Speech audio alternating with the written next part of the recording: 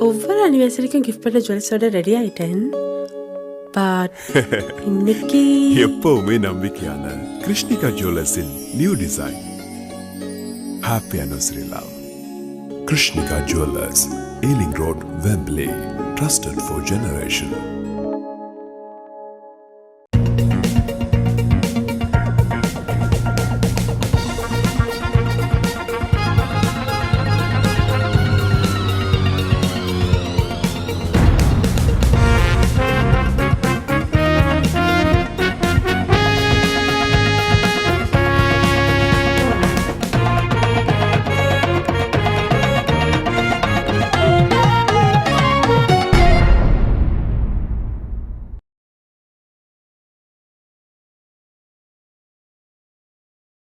அனைத்துலக உயிரோடை தமிழ் ILC தமிழ் உயிரோடை தமிழில் அன்பர்களே உலக நகர்வு நிகழ்ச்சி இணைந்திருக்கிறீர்கள். பிரித்தானியாவிலிருந்து போரியல் ஆய்வாளர் அருஸ் அவர்கள் இணைகின்றார். வணக்கம் அரசு அவர்களே.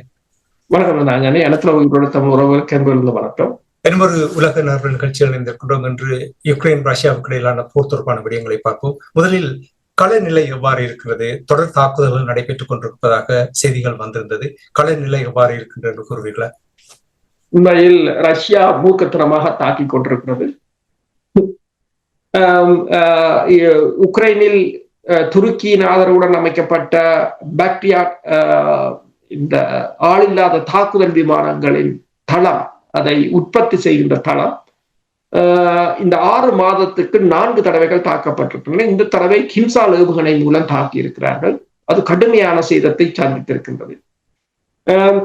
இயந்திரங்கள் போலந்து, ரொமானியா நாடுகளின் ஊடாக கொண்டு வரப்பட்டு அந்த சாலை உற்பத்தி சாலை ஆரம்பிக்கப்பட்டிருந்தாலும் அது இயங்கு நிலைக்கு வருவதற்கு முன்னர் ரஷ்யா அதை தாக்கி அளித்திருக்கின்றது. இது பொருளாதார ரீதியாக தாக்கத்தை ஏற்படுத்தினாலும் அரசியல் ரீதியாகவும் உக்ரைன் வேறு நாடுகளுடன் இணைந்து பாதுகாப்பு துறையை தனது நாட்டில் பலப்படுத்த முடியாது என்ற ஒரு செய்தியையும் கூறியிருக்கின்றது. அதே சமயம் ஒடிசா பகுதியில் இந்த துறைமுகம் கடுமையாக தாக்கி அளிக்கப்பட்டிருக்கின்றது. துறைமுகத்தில் பெரும் பகுதி அளிக்கப்பட்டிருப்பதாக கூறப்படுகின்றது. உக்ரைனுக்கு ஆயுதங்களை கொண்டு சென்ற தொடர் உந்து வண்டிகளும் தாக்கி அளிக்கப்பட்டிருக்கின்றன. ஆனால் அதே சமயம் நீங்கள் பார்க்கலாம், இப்போது நேட்டோ கூட்டமைப்பு கிட்டத்தட்ட $1.4 டிரில்லியன் பெறுமதியான நிதி, அந்த நேட்டோவுக்கான நிதியை எட்டி இருப்பதாக கூறப்படுகின்றது. உங்களுக்கு தெரியும், ட்ரம்ப் வந்ததுடன் கூறியிருந்தார் எல்லா நாடுகளும் 2% மேற்பட்டவற்றை தமது GDP-யில் ஒதுக்க வேண்டும் என்று சொல்லி. அவ்வாறே இந்த முறை ஒதுக்கி, அதிலும் போலந்து 4.6% ஒதுக்கி இருக்கிறது. கிட்டத்தட்ட அமெரிக்காவின் $896 பில்லியன், இவர்கள் ஏற்கனவே 600 பில்லியனுக்கு மேல் சேகரித்திருக்கிறார்கள் என்னும் போது கிட்டத்தட்ட 1400 பில்லியன் 1600 பில்லியன் டாலர்கள் அங்கு சேகரிக்கப்பட்டிருக்கின்றன. ஏன்னா பெரும் ஒரு தாக்குதலுக்கு நேட்டோ தயாராகிவிட்டதாகத்தான் கூறப்படுகிறது. ஆனால் பிரச்சனை என்னவென்று சொன்னால், நேட்டோவினால் அந்த ஆயுத உற்பத்தி வளங்களை செய்ய முடியாத ஒரு நிலையாக இருக்கின்றது. அதை பொலிட்டிகோ என்ற ஊடகம் கடுமையாக சாடி இருக்கிறது. அவர்கள் கூறியிருக்கிறார்கள், ஐரோப்பிய ஒன்றியம் உக்ரைனுக்கு உறுதி அளித்திருந்தது 1 மில்லியன் 10 லட்சம் ஆட்லரி எறிகணைகளை தாங்கள் உற்பத்தி செய்து தருவதாக. ஆனால் 6 மாதமாகியும் அவர்களால் உற்பத்தி செய்ய முடியவில்லை. ஆனால் அதே சமயம் மிகவும் ஏழ்மையான நாடாக இருந்த வடகொரியா 1 மாதத்துக்குள் 1 மில்லியன் ஆட்லரி செல்களை ரஷ்யாவுக்கு அனுப்பிவிட்டது என்று சொல்லி கூறியிருக்கிறார்கள். அதுவும் தெரிவித்திருக்கிறது. அப்ப போரை பொறுத்தவரையில் பேச்சுக்களை ரஷ்யா எங்கு பேச கூப்பிட்டாலும் அவர்கள் போகிறார்கள். ட்ரம்ப் கூப்பிட்டாலும் போகிறார்கள், துருக்கியில் பேச்சு என்றாலும் போகிறார்கள், எங்கும் போகிறார்கள். ஆனால் தாக்குதல்களை அவர்கள் கைவிட்டதாக இல்லை. ரஷ்யாவின் பாதுகாப்பு அமைச்சர் இந்த வாரம் கூடிய பாதுகாப்பு சபையில் தெரிவித்த கருத்தில், முன்னைய காலத்தில் தாங்கள், அதாவது போர் ஆரம்பித்த காலத்தில் ஒரு மாதத்துக்கு 400 தொடக்கம் 500 சதுர கிலோமீட்டர் பரப்பளவை பிடித்துக் கொண்டிருந்ததாகவும், ஆனால் இப்போது அது 600 தொடக்கம் 800 சதுர கிலோமீட்டரை கைப்பற்றுற நிலைக்கு வந்திருப்பதாகவும் மாதம் வந்திருக்கு. அதாவது கிட்டத்தட்ட டபுளாக அவர்கள் கைப்பற்றுகிறார்கள் என்னும் போது உக்ரைன் பாதுகாப்பு துறையும் கடும் பலவீனம் அடைந்திருப்பதாகத்தான் தெரிகிறது. ஆனால் அதே சமயம் உக்ரைனும் ஆள் இல்லாத தாக்குதல் விமானங்கள் மூலம் ரஷ்யாவின் உட்பகுதியில் எரிபொருள் எண்ணெய் சுத்திகரிப்பு நிலையங்களாக இருக்கலாம், வெவ்வேறு இடங்களாக இருக்கலாம், தொடர்ந்து அவர்களும் தாக்கி கொண்டுதான் இருக்கிறார். மேலும் சுருக்கமாக புட்டின் அவர்கள் டொனால்ட் ட்ரம்ப் அவர்களுக்கு இடையில் அதாவது இந்த போரை நிறுத்துவதற்கான பேச்சுவார்த்தை தொடர்பாக ஒரு புரிந்துணர்வு இருப்பது போல் காண்பதாக புட்டின் ஒரு கருத்தை கூறியிருக்கின்றார். அதனுடைய விளக்கம் என்ன? சீனாவில் நடைபெறுகின்ற SCO மாநாட்டில் தான் அவர் அதை தெரிவித்திருக்கின்றார். அவர் அதுல சீன அதிபர், இந்திய பிரதமர் ஆகியோருடன் பேசும்போது கூறியிருக்கின்றார், தாங்கள் அதாவது அமெரிக்காவுக்கும் ரஷ்யாவுக்கும் இடையிலான ஒரு புரிந்துணர்வு உடன்பாட்டுக்கு தாங்கள் வந்திருப்பதாக கூறியிருக்கின்றார். இப்ப என்னென்றால் ரஷ்யாவை பொறுத்தவரையில் இதை வந்து அதாவது அமெரிக்காவை உடனான ஒரு நட்புறவை ஏற்படுத்தி இந்த ஐரோப்பிய ஒன்றியத்துக்கு ஒரு பாடம் புகட்ட வேண்டும் என்பதில் அவர்கள் தெளிவாக இருக்கிறார்கள். அண்மையில் கூட உங்களுக்கு தெரியும், கடந்த வாரம் மிகவும் பிரபல்யமாக இருந்தது என்னென்றால் ட்ரம்ப் இறந்து விட்டார் என்ற செய்தி. அப்ப ட்ரம்ப் இறந்து விட்டார் எல்லா ஊடகங்களிலும் சமூக வலைத்தளங்களில் தீயா பரவி கொண்டிருந்தது. ஆனால் இப்போது இந்த ரஷ்யாவின் முன்னாள் அதிபர்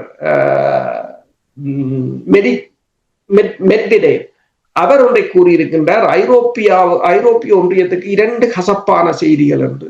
ஒன்று, ட்ரம்ப் உயிருடன் இருக்கிறார் என்பது. 2வது, ரஷ்ய படையினர் பெருமளவான நிலங்களை கைப்பற்றி வருகிறார்கள் என்று கூறியிருக்கிறார். இப்ப ஏதோ ஒரு வகையில் இதில் ஒன்று தெரிகிறது, அதாவது ட்ரம்பை அகற்ற வேண்டும் என்பதில் ஐரோப்பிய ஒன்றியம் தெளிவாக இருக்கிறது என்பதை அவர் கோடிட்டு காட்டியிருக்கிறார். இந்த பலவீனத்தை, மேற்குலக நாடுகளுக்கு ஏற்பட்டிருக்கின்ற இந்த பலவீனத்தை ரஷ்யா தனக்கு ஒரு பலமாக பயன்படுத்த முற்பட்டு நிற்பதைத்தான் நாங்கள் இதில் பார்க்கிறோம். படுகொலை ஒன்று நடந்திருப்பதாக அந்த செய்தியில் வருகின்றது. கொலைக்கு என்ன முக்கிய காரணம்? உக்ரைனில் கொல்லப்பட்டிருக்கின்றார். உக்ரைன் வந்து லிவிவ் பகுதி என்றது கிட்டத்தட்ட போலந்துக்கு கிட்ட உள்ள பகுதி.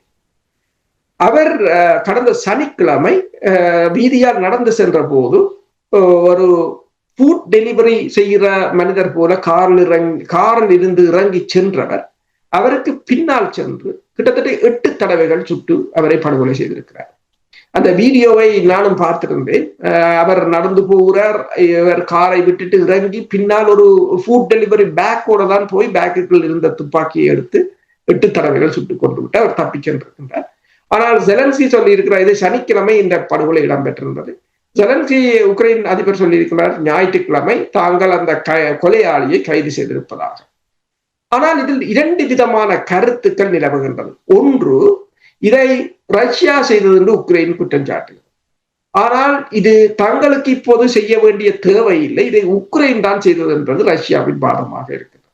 ஆனால் இது யார் ஏன் இதை கூறுகிறார்கள் என்பதற்கு முன்னால் அதாவது அண்ட்ரே பரூஃபி தான், அவர் 54 வயது, அவர் ஒரு ஃபார் ரைட் பொலிட்டிக்கல் சர்க்கிள்ல ஒரு முக்கியமான புள்ளி. ஏன் இவர் என்ன முக்கியத்துவம் வாய்ந்தவர் என்று சொன்னால், இவர் வந்து இப்ப 1991 ஆண்டு ரஷ்யா உடைந்த போது இவர் சோசியல் நேஷனல் பார்ட்டி என்ற ஒன்றை உருவாக்கி இருந்தார்.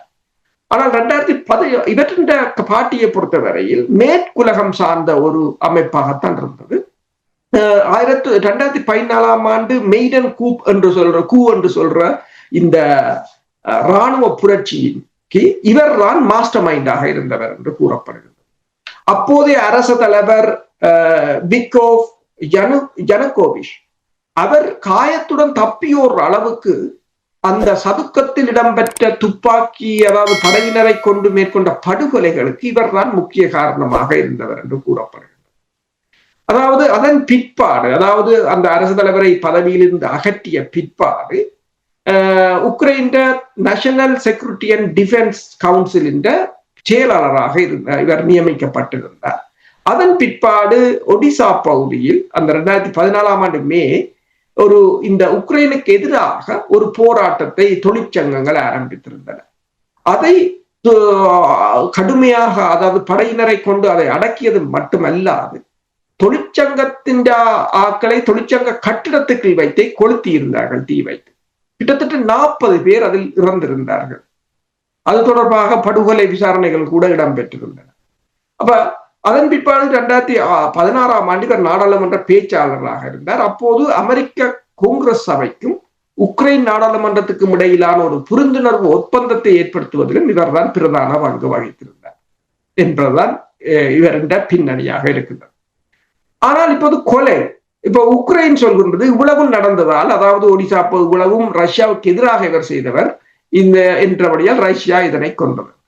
ஆனால் ரஷ்யர்கள் கூறுகிறார்கள் நாங்கள் கொல்லவில்லை, இப்போது இவர் வாயை திறந்தால் இவ்வளவு பிரச்சனையும் வெளியில வரும், இது தொடர்பாக ஜெலன்ஸ்கி உட்பட பலருக்கு இது ஆபத்தாக முடியும் என்பதால் அவர்களே இவரின் குரலை அடக்க வேண்டும் என்று படுகொலை செய்து விட்டார்கள். அதாவது தங்கள் தேவை முடிந்ததும் தங்களுக்கு ஆபத்தாக மாறப்போகிறார்கள் என்னும் போது இந்த கொலை இடம்பெற்றதாக அவர்கள் கூறுகிறார்கள். இப்ப உண்மைதான். இப்ப என்னென்னு சொன்னால், கொலைகள் செய்யும் போது எல்லோரும் கூட்டாக செய்வார்.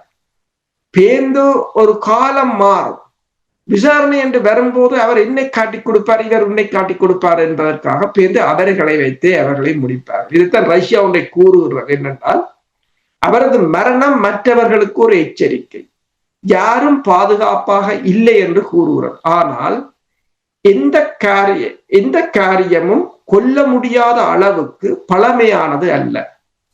அதாவது அவர்கள் என்ன கூறுவார் என்றால், நீங்கள் 10-20 வருஷத்துக்கு முதல் செய்தால் சில சமயங்கள் அது இப்ப அது கொல்ல முடிய தேவையில்லை என்ற பழமையாக இருக்காது. இந்த நேரம் சில வேளை அது கொலை செய்ய வேண்டிய ஒரு காரணத்தையும் அதை ஏற்படுத்தும் என்றுதான் அவர்கள் கூறினார்.